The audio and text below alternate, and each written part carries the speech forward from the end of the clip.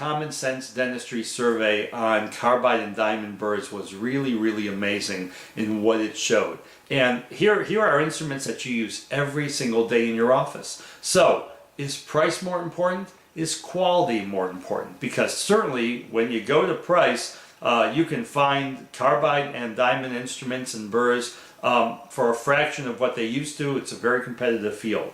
What we found out is that quality is much more important than price. 60% of the dentists surveyed was much more important than price, and that's a big number. Now, price is important. There's no question. There's this equilibrium of, we want quality but at a really good price. There's no question about it, but quality was more important. Now, if you're going only on price and your quality isn't that good, then even the best diamonds that you buy, if they're very cheap, and carbide burrs, you may want to think about throwing them out even after one use, even if they're not designed for that, because we know the research on carbide and diamond burrs. Carbide burrs, after one use, they lose 50% of their efficiency. After multiple uses, they're almost dead, for crying out loud, and most dentists throw it out when it breaks off. Diamonds are generally, even the best diamonds are really good for about 4 or 5 cuts, but it's hard to find and hard to determine for you to know where your diamond is. So diamonds are constantly overused. We also found that, and speaking specifically to diamond burrs, that 48% of dentists use diamond burrs much longer than they should be used. They have no clue how long they're using them. Only 17% actually use it one time, even a good diamond burr, and throw it away. Am I advocating that? No, not when these things can cost $8 or $9 a burr, but you've got to have a system in place to go ahead and monitor just how long you're using this diamond burr. Otherwise, these things create a tremendous amount of heat. Heat is your enemy as a restorative dentist.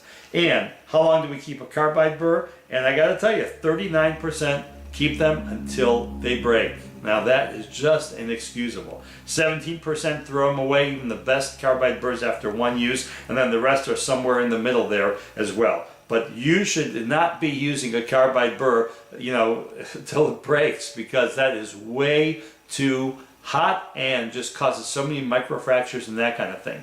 Patient satisfaction is key. You all have had the case where you've done a small little restoration, removed an old amalgam, put in the composite resin, and the patient comes back and they're complaining of pain and sensitivity. And you can't imagine why that's even happening, because you use a carbide burr or a diamond burr too many times, creates a tremendous amount of heat. We always like to blame the composite resin or the bonding agent, but it can really produce a tremendous amount of heat, and that can give you a lot of sensitivity afterwards. I use a carbide burr one time, the best ones, and I throw it away. Diamond burrs, and you can almost take a look. If you've got a good set of loops, you can even take a look and see when the thing is really rough around the edges, and that's not a good thing. Once you see the carbide burr really starting to get smooth in some of the areas, and it gives you an uneven cut, produces a lot of heat.